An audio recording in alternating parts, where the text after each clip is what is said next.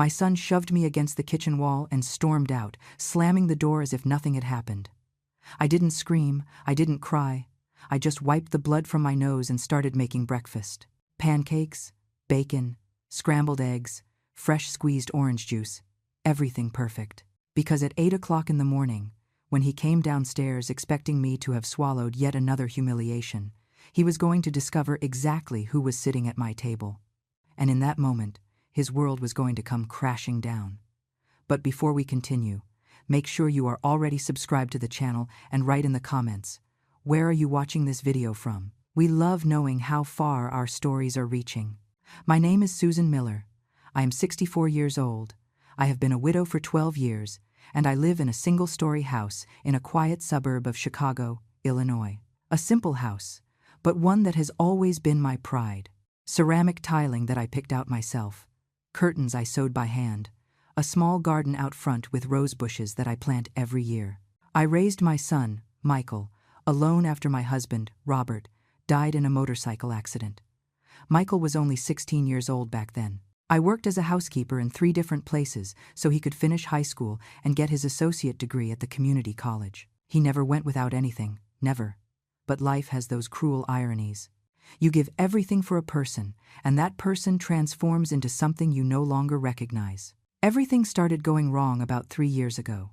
Michael, who was always a hard-working young man, lost his job at an auto manufacturing plant where he had been for nearly 10 years. The company shut down operations overnight. He was lost. He started drinking. At first, it was just a beer on the weekend. Then it became daily. Then it turned into bourbon. His personality changed completely. The attentive son who called me every day became a bitter man who blamed the entire world for his problems. And, mainly, he blamed me. I do not know exactly when I became the main target of his rage. Maybe because I was there, always present, always trying to help. Maybe because it is easier to take it out on the one who loves you unconditionally. The arguments started over nonsense. I would ask him to look for a job. He would say I understood nothing. I would ask him to stop drinking. He would scream that his life was his own. I would try to talk. He would leave, slamming doors. And little by little, the words became shouts. The shouts became insults. The insults became shoves. And in the early hours of yesterday morning, the shoves became something I never imagined would happen inside my own home. It was 2:30 in the morning when I heard the key turning in the lock. I was lying down, but not sleeping. I can never sleep well when I know he is out on the streets drinking. I lay there in the dark, praying he arrives safe and goes straight to his room without causing a scene. But yesterday was different. I heard the door open with force. I heard him stumble in the hallway, cursing to himself. I heard the noise of something falling and breaking. I got out of bed, put on my robe, and went to see what had happened. When I got to the living room, I found Michael standing in the middle of the broken pieces of the picture frame that was on the side table. It was a photo of us. Him around 8 years old, and me beside him, on a camping trip we took up to Lake Geneva. The frame was shattered on the floor. He was looking at it as if he did not understand how it had happened. "Michael," I said slowly, trying not to startle him. "Honey, are you okay?" He turned toward me. His eyes were glassy, red. The smell of bourbon was so strong, you could smell it from feet away. He was wearing a wrinkled t-shirt and stained jeans. His hair, which he always kept neat, was greasy and messy. "You," he said, and his voice came out slurred, heavy. "You and these old photos of yours. This house is a museum. Everything here is old, it is from the past. You live in the past. Michael, let's talk in the morning. You have had too much to drink. Come on. I will help you get to bed." I took a step in his direction, reaching out my hand. That was when he exploded. "Don't touch me!" He screamed so loud I felt my entire body shake. "You don't boss me around. You think because you paid my bills you can control my life? You suffocate me. Everything here suffocates me. Michael, please, keep your voice down. The neighbors." "Screw the neighbors." He took a step toward me, and for the first time in my life I felt fear of my own son. It was not the fear of an argument. It was real, physical fear of someone who could hurt me. I took a step back. He advanced. "It is your fault. Everything is your fault. If Dad had lived, if you hadn't been so weak, so pathetic, I wouldn't have turned into this. You made me this way." The words hurt more than any blow, because deep down, a part of me believed them. A part of me always wondered if I had failed as a mother, if I had done something wrong. "Michael, you are hurting, you are confused. It is not the person you are who is speaking, it is the drink." "Stop treating me like a child!" he roared, and suddenly was in front of me, so close I could see the veins bulging in his neck. "I am a man, a failed man, but still a man. And you? You are just a useless old woman who knows how to do nothing but remind me of what I am not." Before I could react, he shoved me. It was not a light shove. It was with force, with rage. My body, which no longer has the same resilience as years ago, flew backward. I hit my back against the kitchen wall. The pain was instant, sharp, shooting up my spine. My head hit the tile, and I saw stars. I fell to the floor, half on my side, my shoulder hitting the cold linoleum. I stayed there for a few seconds, trying to understand what had just happened. Trying to process that my son, my only son, the person I carried inside me for 9 months, had just thrown me against the wall, as if I were a bag of trash.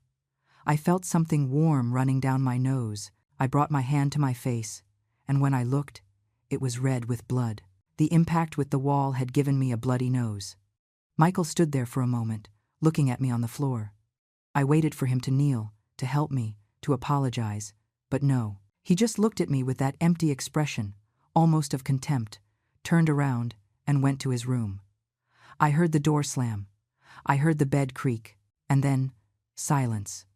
I stayed there on the kitchen floor, alone, bleeding, in the middle of the night. And it was in that moment, in that horrible silence after the violence, that something inside me broke. It was not my body. It was something else. It was the illusion that if I kept being patient, being understanding, being a mother, things would get better. The illusion that a mother's love would be enough to save him. But it was not, and it never would be. I got up from the floor slowly, holding on to the wall. Every movement hurt. I went to the bathroom. I looked at myself in the mirror. My nose was still bleeding. My left eye was already starting to swell. There was a scratch on my cheek, probably from when I hit the wall. I washed my face with cold water. I dried myself with an old towel. I put some gauze in my nose to stop the bleeding. And then, instead of going back to bed and crying until dawn, as I had done so many other times after less serious arguments, I went to the kitchen. I opened the refrigerator. I took out the eggs, the milk, the butter. I opened the pantry. I grabbed the flour, the baking powder, the sugar. I looked at the wall clock, 3:15 in the morning. I had almost 5 hours until Michael woke up. 5 hours to prepare the most important breakfast of my life. The kitchen was silent. Just the low hum of the refrigerator and the sound of rain outside. My hands were shaking while I cracked the eggs into the bowl. It was not from fear. It was from rage. A cold rage I had never felt before. The kind of rage that does not scream, does not cry. It only acts.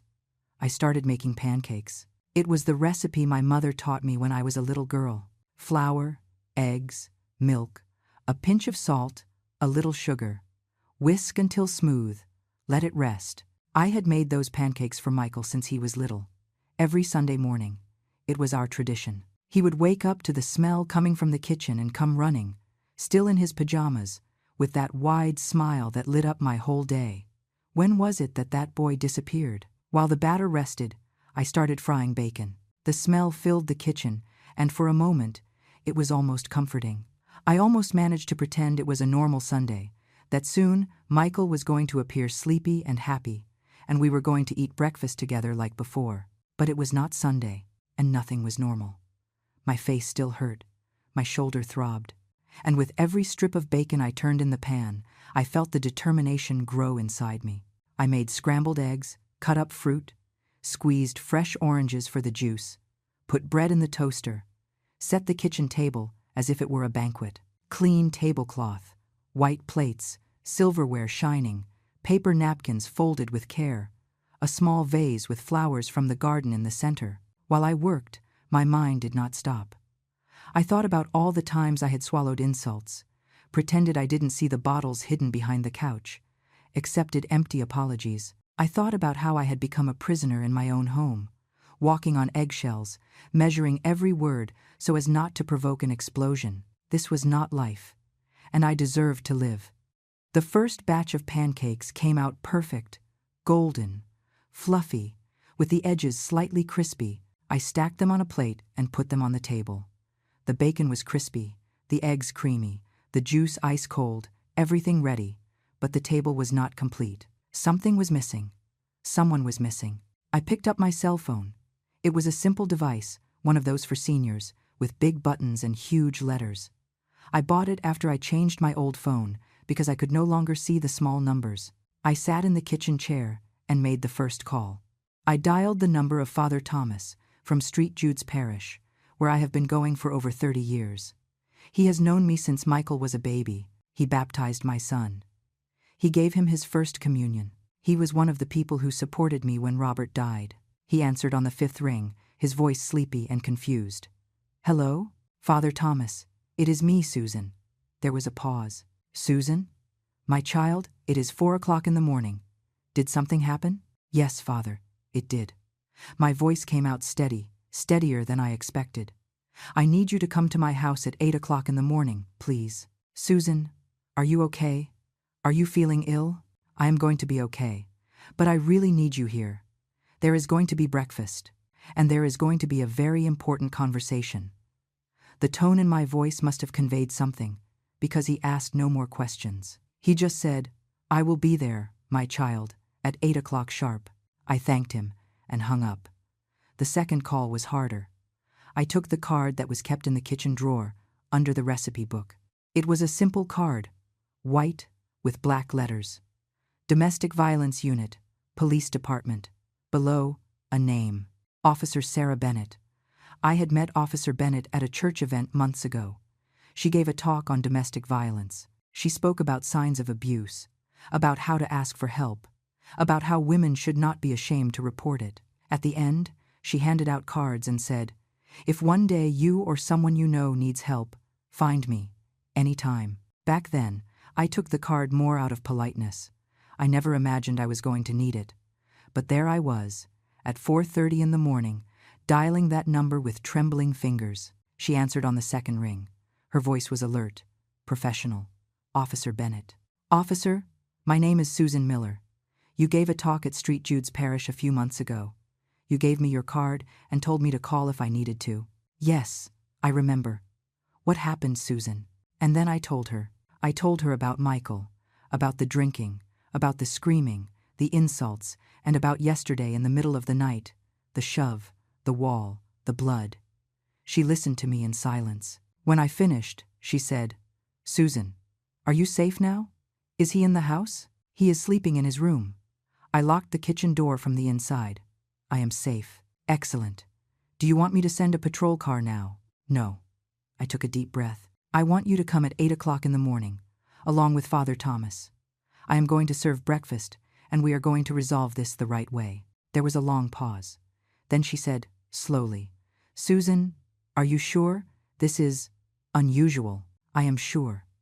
Please, officer, I need to do this my way, but I need you to be here. I need the law to be present." She sighed. "Okay, I will be there. 8 o'clock sharp. But Susan, if anything happens before then, if he wakes up and you feel in danger, call me immediately. Understood?" "Understood. Thank you, officer." I hung up. 2 calls made. 2 witnesses confirmed. The stage was being set. I looked at the clock. 5:10. I still had almost 3 hours. I went to the living room, walking slowly so as not to make noise. The door to Michael's room was closed. I pressed my ear against it. I could hear his heavy breathing, almost a snore. He was sleeping deeply, as always after drinking. I went back to the kitchen. I sat in the chair and, for the first time since everything happened, I allowed the tears to fall. I cried in silence, my head resting on my arms on the table. I cried for the son I lost. I cried for the mother I was, so dedicated, so blind. I cried for the woman I had become, small and scared inside my own home. But I also cried of relief, because finally, after so much time, I was doing something. I was no longer just surviving. I was reacting. When the tears dried, I washed my face in the kitchen sink. I looked out the window. The sky was starting to lighten, a shade of blue-gray announcing dawn. I took the small mirror that hung near the kitchen door. I looked at myself carefully. The bruise on my eye was purple and swollen. The scratch on my cheek was red. My nose, although it had stopped bleeding, was tender and slightly crooked. I thought about using makeup to cover it. I had concealer in the bathroom drawer. But then I decided no. Let everyone see it. Let Michael see it. Let Father Thomas see it. Let the officer see it. Those marks were not my shame. They were his shame. I made more coffee, very strong, and filled a thermos. I arranged everything on the table for the third time, making sure every detail was perfect. At 7:30, I heard the noise. The bedroom door opening, shuffling steps in the hallway, the toilet flushing, the faucet running. My heart raced. But it was not fear. It was anticipation. He was waking up, and the show was about to begin. Michael walked into the kitchen as if nothing had happened. He was in shorts and a t-shirt, hair messy, eyes still puffy from sleep and the hangover. He stopped in the doorway and looked at the set table, the food, and me sitting at the head. For a second I saw confusion on his face. Then, something that disgusted me, satisfaction. He thought I had prepared that as an apology, as if I had something to apologize for. As if the violence of the night before was just another family fight that would be swept under the rug with an elaborate breakfast. "Morning," he said, voice still raspy. He pulled out the chair and sat down without ceremony. He took a pancake and took a huge bite. He chewed with his mouth open, not looking at me. I did not respond. I just sat there, hands crossed on the table, watching him devour the food I had made. After a few minutes, he finally noticed my silence. He lifted his eyes and really looked at me for the first time. That was when he saw my face. The black eye, the scratch, the swollen nose. He stopped chewing. He swallowed with difficulty. For a moment, I saw something on his face. Regret? Guilt? But it passed quickly, so quickly I almost thought I imagined it. "Did you hit your face somewhere?" he asked, voice too casual, forced. I did not believe he had said that. Was he really going to pretend he didn't remember? Or, worse, that it hadn't been his fault? I opened my mouth to respond. But at that moment the doorbell rang. Michael frowned. "Who is that at this hour?" "Company," I said simply, and stood up. I went to the door. My heart was pounding, but my steps were steady. I opened it. Father Thomas was there, in his impeccable black cassock and white collar. He was a man in his 60s, gray hair, kind face, but serious. Beside him, Officer Bennett, in uniform, with her imposing posture and piercing gaze. "Good morning, Susan," the priest said, and then his eyes landed on my face. I saw his expression change from concern to horror. "My God. Come in, please," I said, opening the door completely. "Both of you." They entered. I led them to the kitchen. Michael's reaction when he saw who the visitors were was pure panic. He stood up so fast the chair fell backward with a crash. "Mom, what is going on?" "Sit down, Michael," I said, and my voice came out hard, authoritative, a voice I didn't even know I had. "Sit down and shut up." He looked from the priest to the officer, then to me. For the first time in a long time, I saw fear in his eyes, not rage, fear. Slowly, he picked up the fallen chair and sat down again. "Father Thomas, Officer Bennett, please take a seat," I said, indicating the chairs I had prepared. "There is coffee, there is food. Help yourselves." The priest sat down, but took nothing. The officer remained standing, hands crossed behind her back, studying Michael with a look that made him shrink in the chair. "Susan," the priest began, "what happened to you?" I took a deep breath. "What happened, Father, was that my son assaulted me. Yesterday, in the middle of the night, he came home drunk, shoved me against the wall, and left me bleeding on the kitchen floor." The silence that followed was absolute, heavy. "It wasn't exactly like that," Michael started, but the officer interrupted him. "It wasn't exactly like that, how?" She took a step forward. "Did you hit your mother, or did you not hit her?" I was drunk. I don't remember well. Was it an accident?" "Accident," she repeated, voice icy. An accident is tripping and dropping a glass. Shoving your mother against the wall is assault. Officer, Shut up.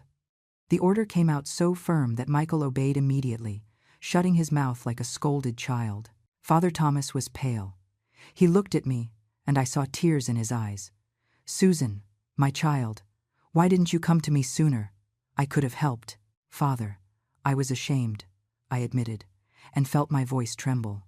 Ashamed to say that my son, who you baptized, who grew up going to Mass every Sunday, had turned into this. Ashamed to admit I failed.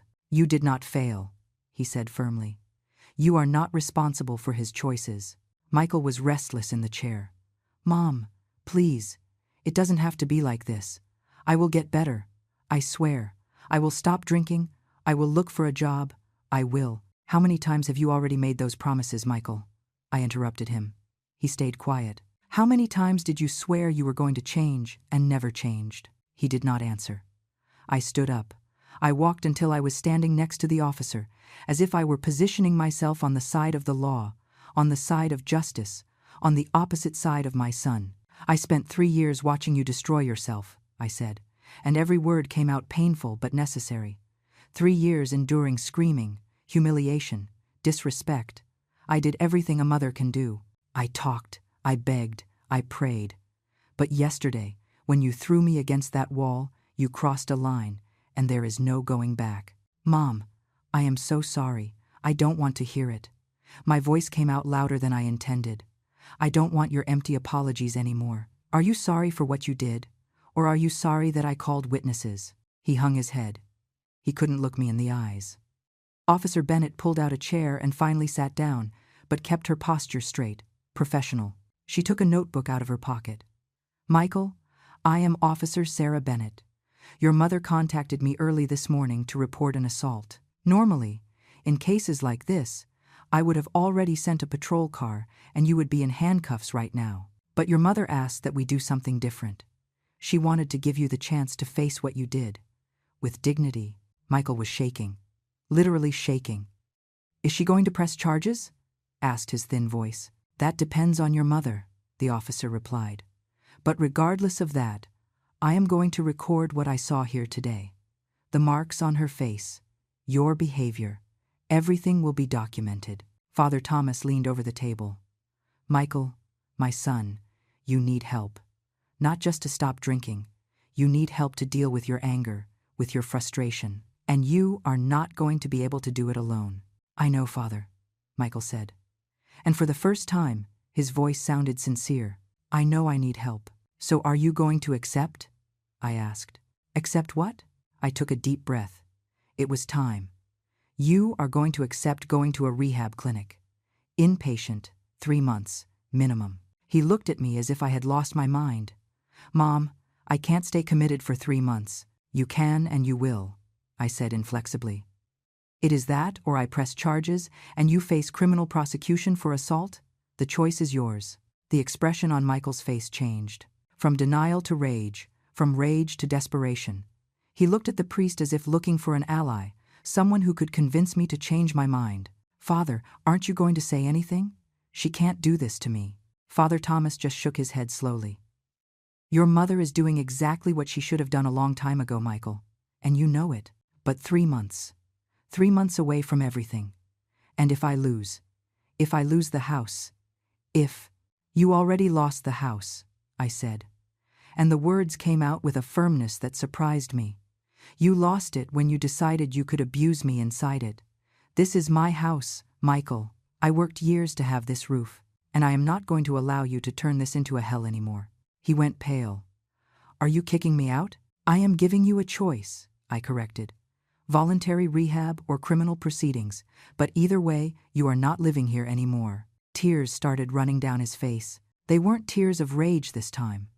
They were tears of someone who was finally understanding the gravity of what he had done. Or maybe they were just tears of self-pity.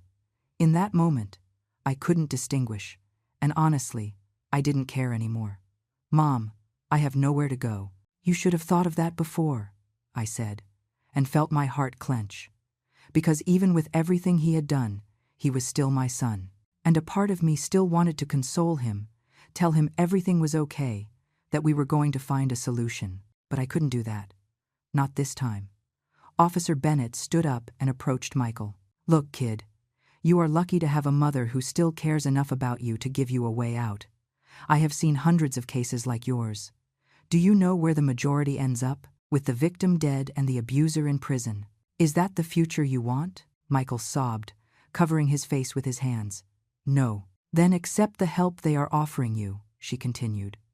3 months might seem like a long time now, but it is better than spending years in a correctional facility, or worse, living knowing you killed your own mother in a drunken fit of rage. The words were hard, brutal even, but they were necessary. Father Thomas took one of the napkins from the table and handed it to Michael, who was crying openly now. My son, when Jesus said, "Love your neighbor as yourself," he was not excluding mothers. You need to learn to respect the one who loves you, and that starts with respecting yourself first, putting down that drink, treating that anger. Michael wiped his eyes. He stayed silent for a long moment. Then, with a choked voice, he asked, "If I accept going to this clinic, after the 3 months, can I come back?" I knew that question was coming, and I already had the answer. No, I said simply. After the 3 months, you are going to look for your own place.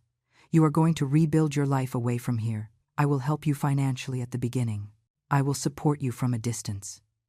But this house is no longer your home. I saw the pain on his face, and it was as if something inside me broke too, because I wasn't just kicking out my son. I was admitting we failed, both of us. But can we see each other? He asked, and his voice was that of a scared child. After I get out, can we see each other once in a while? Yes, I said, and felt the tears finally fall down my face. Yes, we can see each other, but only when you are truly better. When you can look me in the eyes and respect me. He nodded, defeated. Officer Bennett sat back down and took the notebook. So it is decided. Michael is going to accept voluntary treatment at a rehab clinic. Susan, do you have a clinic in mind, or do you want me to recommend one? I did some research, I said. Actually, I had researched months ago, when the situation started becoming unsustainable, but I never had the courage to make the decision. There is a facility upstate, New Horizons Recovery Center. They work with chemical dependency and have a 3 to 6 month program. I know it, the officer said. It is good. I will call there and explain the situation. If there is a bed, Michael can check in today. Today? Michael exclaimed. But I need to pack my things. The sooner the better, I interrupted him. There is nothing to think about, Michael. Either you go today or I file the report now. He closed his eyes, took a deep breath, and finally said, "Okay, I'll go." The officer picked up her cell phone and left the kitchen to make the call. Father Thomas stood up and put his hand on Michael's shoulder. "You are doing the right thing, my son. It is going to be hard, but I am going to pray for you every day. And when you get out, I will be here to help you start over." Michael just nodded, incapable of speaking. I stood there, watching that man who was once my little boy, and I allowed myself to feel everything at the same time. Rage for what he did, sadness for what we became, relief for finally taking action, and a stubborn, aching love that no matter how much I tried, I couldn't extinguish completely, because he was still my son. He always would be. But I was also a person, and I deserved peace. The officer returned after about 10 minutes. They have a bed. They can receive him today, at 3 o'clock in the afternoon. I will drive him personally. Thank you, I said. She looked at me with something that looked like respect. You are a brave woman, Susan. Many mothers never manage to do what you are doing. I am not brave, I said. I am just tired of being afraid. Michael got up from the chair. I'm going to pack a bag, he said slowly. Take only the essentials, the officer instructed. At the clinic, you will receive clothes and hygiene products. You cannot take a cell phone or anything of value. He left the kitchen, head down. I heard his footsteps in the hallway, the bedroom door opening. I was left alone with the priest and the officer. It was the priest who spoke first. How are you, Susan? Really? Broken, I admitted. But at the same time, relieved.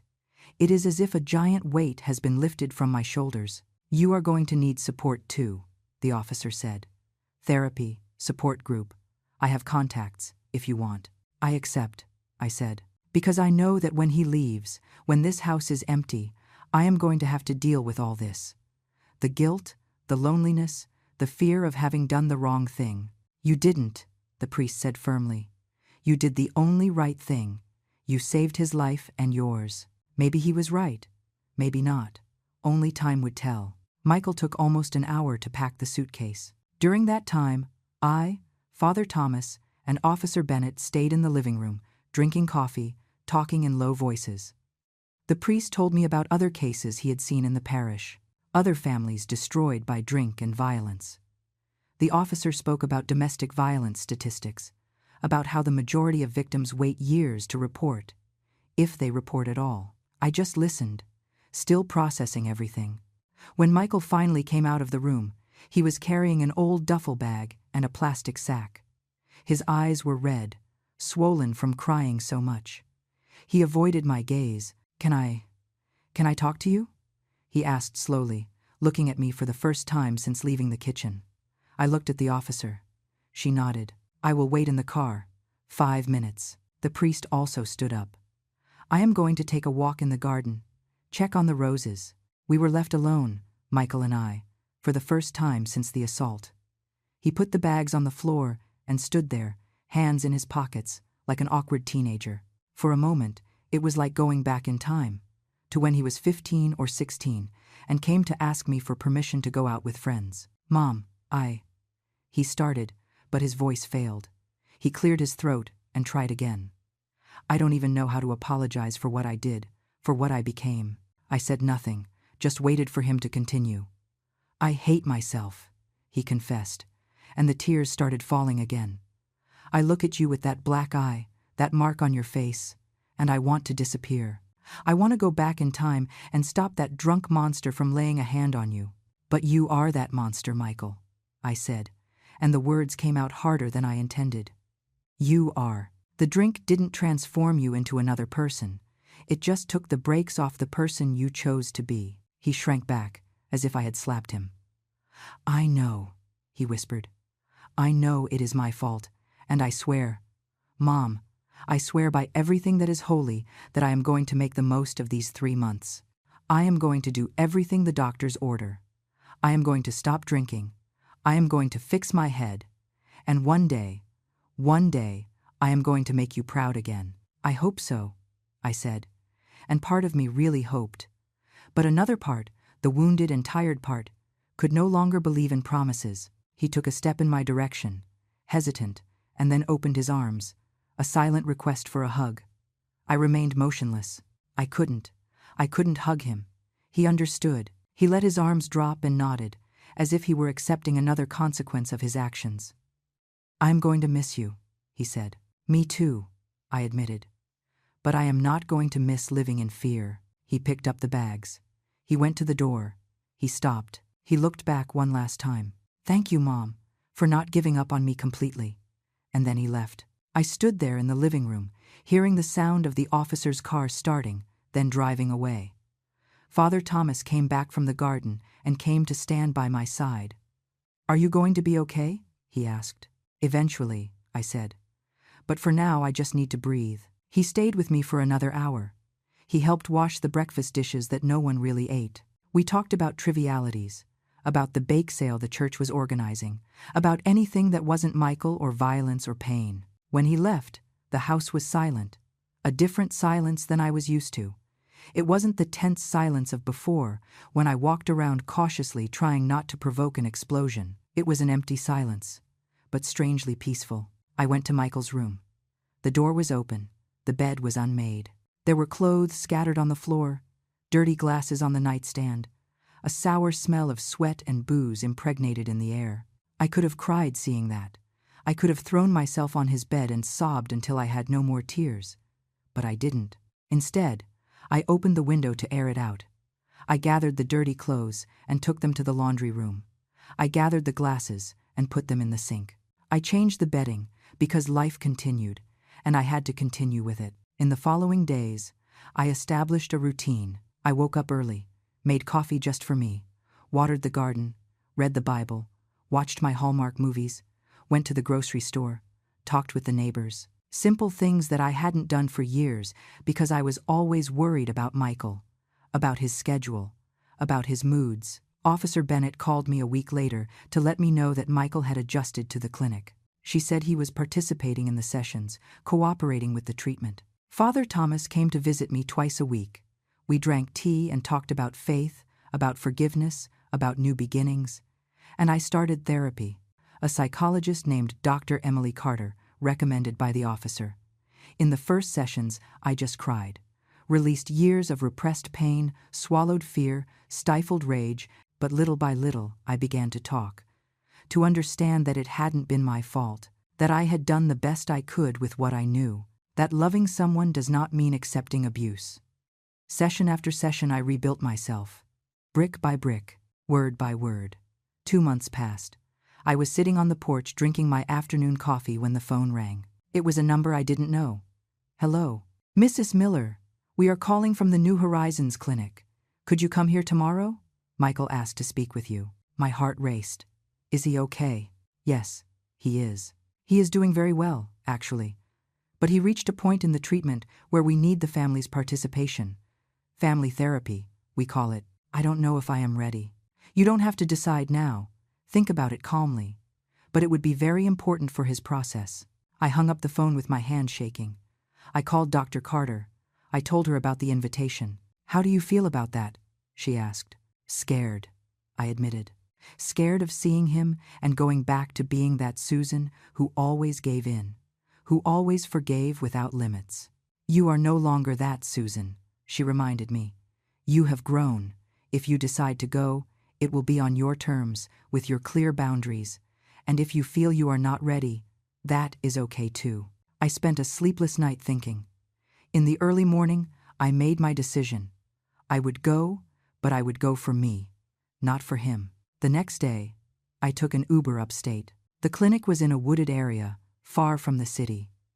It was a large building, white, with well-kept gardens. It looked more like a hotel than a rehab clinic. The receptionist directed me to a therapy room. It was small, cozy, with comfortable armchairs and soft decoration. A therapist welcomed me. Dr. Collins, a young woman, around 40, with a warm smile. "Mrs. Miller, thank you for coming. I am Michael's responsible therapist here. He is doing very beautiful work." "That is good," I said, and it was sincere. "Today is just an initial conversation. Michael doesn't know you came yet. I wanted to first understand your expectations, your boundaries." We talked for almost an hour. I told her everything, the assault, the fear, the decision to commit him. She listened to me attentively, taking notes. "And what do you expect from this family therapy?" she asked. "I want to understand if he really changed," I said.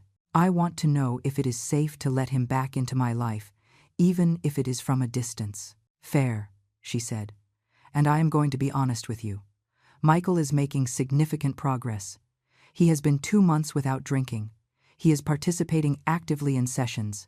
He is dealing with anger in a much healthier way. But recovery is a long process. He can relapse. That is why it is important that you maintain your boundaries, regardless of his progress." "I will keep them," I assured. "So, shall we call him?" I took a deep breath. "Yes, let's call him." She left the room. She returned 2 minutes later with Michael. When he entered and saw me, he stopped in the middle of the room. He looked different. He had gained a little weight, a healthy weight. His face was clear, eyes bright. He was wearing simple clothes, but clean. He looked younger somehow. "Mom," he said, and his voice was charged with emotion. "Hello, Michael." "Doctor." Collins pointed us to the armchairs. We sat down. I kept a safe distance. "Michael, thank your mom for coming," she began. "Thanks, Mom. Seriously, I wasn't sure you would come." "I wasn't either," I admitted. She led the conversation. She asked questions, let each one speak, prevented the subject from drifting. Michael told me about the routine at the clinic, the group sessions where he listened to stories of other people struggling with addiction, individual therapy, where he was learning to identify the triggers that led him to drink, physical activities which helped him release tension. "I never realized," he said at one point, "how sick I was. I thought the problem was the world. It was the job that didn't work out. It was the bad economy. It was you, Mom, pushing me. I felt my chest tighten, but I let him continue. But here I understood. The problem was always me. Me who didn't know how to deal with frustration. Me who chose the drink as an easy way out. Me who turned my rage into violence. He looked me in the eyes. And me who almost destroyed the person who loves me most in the world. "How do you feel about that?" asked Dr. Collins. Ashamed, regretful, angry at myself. He took a deep breath, but also determined to never be that man again. The therapist turned to me. "And you, Mrs. Miller, what do you have to say to Michael?" I gathered courage. I looked at my son and told the truth. "I want to believe you, Michael, truly. But you broke my trust so many times that now I cannot simply accept words. I need actions and time." "I understand," he said, "and I am going to prove it, even if it takes years." "Maybe it will," I said, "and you need to be at peace with that." He nodded. The session lasted 2 hours. By the end, I felt exhausted, but also lighter. When we went to say goodbye, Michael asked, "Can I hug you?" I hesitated, but then took a step forward and allowed it. It was a quick, cautious hug, but it was there. A start. I went back home with mixed feelings. Part of me was hopeful. The Michael I saw at the clinic seemed genuinely different, more mature, more aware. But another part, the part that had been hurt and betrayed so many times, was still skeptical. Beautiful words were easy. The hard part was maintaining the change when real life squeezed again. Dr. Carter helped me process everything. "Hope is good," she said, "but realistic hope is better. Keep maintaining your boundaries. Keep taking care of you first." And that was what I did. Michael completed the 3 months at the clinic. When he was discharged, he did not come back to my house, as we had agreed. Instead, the clinic referred him to a sober living house, where he would share an apartment with 3 other men in recovery. He got a job, first as a general helper at a cleaning company, then as an administrative assistant in a small office. It wasn't the job of his dreams, but it was honest, and he was sober. We started seeing each other once a week, always in public places, always with a set time. I kept my boundaries firm. At first, the conversations were tense, artificial, both of us walking on eggshells, afraid of saying the wrong thing. But with time, it became easier. We managed to talk about simple things: football, movies, his job, my garden. Little by little, I began to see small signs of the person he used to be. The dry sense of humor, the intelligence, the kindness that always existed beneath the anger. 1 year after the intervention, on his birthday, I made a cake. It was our tradition, since he was a child. Chocolate cake with strawberry frosting. I took it to the sober living house. We sang happy birthday. The other residents joined in. It was simple, but it was special. "Thanks, Mom," he said afterward, while we were saying goodbye, "for not giving up on me completely." "I am never going to give up," I said, "but I am also not going to stop protecting myself." "And nor should you," he agreed. Today, 2 years after that terrible night, I can say we are okay. We are not what we were. We never will be again. The innocence is gone. The blind trust ended. But we have something new. A mutual respect. A relationship based on honesty, not on obligations or guilt. Michael continues sober, continues in therapy, continues working. He got a girlfriend, a girl named Jessica, who is also in recovery. They support each other. And me? I discovered who I am besides a mother. I went back to sewing, something I loved and had abandoned. I joined a crafts group at the church. I made new friends. I traveled for the first time in years. I went to Myrtle Beach with a group of ladies from the parish. My house became my refuge again, no longer my prison. Are there hard days? Yes. There are days I wake up and the first thought is guilt. What if I had done it differently? What if I had been more patient? But then I remember my bruised face in that mirror. I remember the fear I felt in my own home. And I know I did the only thing I could have done. I saved myself. And by saving myself, I gave him the chance to save himself too. Because true love is not accepting everything in silence. True love is having the courage to draw boundaries, even when it hurts. It is saying no, even when every fiber of your being wants to say yes. It is choosing your own life, even when that means letting go of the one you love most. My therapist told me something I will never forget. You cannot set yourself on fire to keep another person warm. And she was right. I look back and I see a woman who survived, who fought, who refused to be a victim forever. I look forward and I see possibilities. A life that is mine. Peace that I built with my own hands.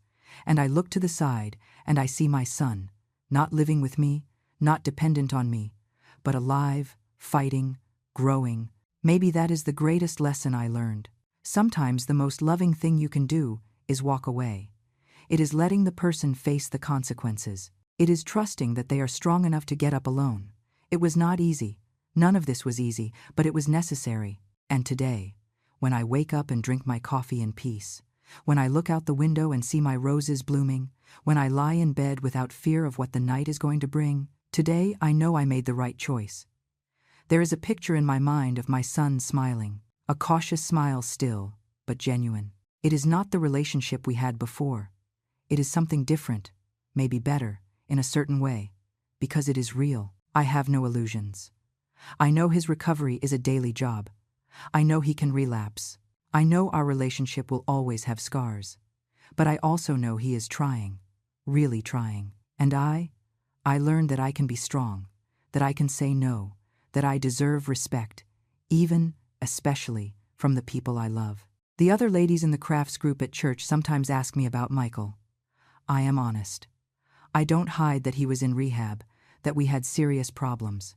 At first, I saw judgment in some eyes, but the majority understood. Many had their own stories of troubled family members. One of them, Mrs. Louise, told me, "Susan, you did what few have the courage to do. You didn't let love become a trap." And maybe that is exactly it. Love that imprisons is not love.